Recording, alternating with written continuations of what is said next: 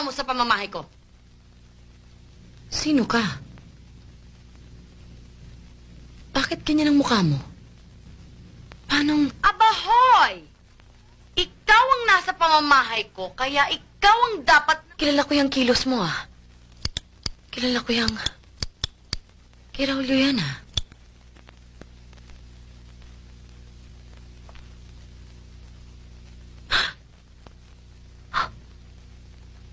Jo, ikaw ba yan?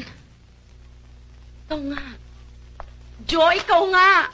Bakit? Bakit mo to ginawa? Bakit pati kulay ng mata ko ginaya mo?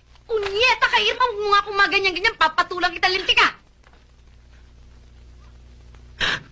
Hoy! Mga p***is mo sa kayo, lumayas kayo dyan!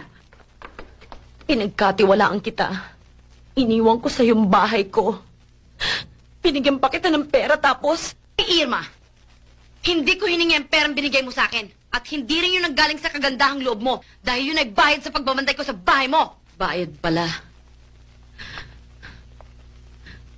Kinuha mong lahat sa akin bilang bayad. Baka naman gusto mong magpasalamat pa ako sa'yo. Sabagay, high school pa lang tayo, ganyan ka na. Inggitera. Manggagamit. Amoral. Hoy, Irma! Baka nakakalimutan mo na na kung hindi dahil dito sa inggitera, manggagamit at amoral na babaeng ito, malamang nakidnap na yung anak mo. Kung ako sa'yo, Jo, titigilan ko ng pagbibilang at paghalong ka dahil kung yun din lang ang pag-uusapan, baka madihado ka. Yabang nitong to ah!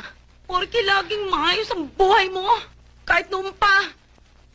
Porke alam mo pinanggalingan ko, ikaw ang nakakalam ng pinanggalingan mo. Kaya pwede ba, Jo?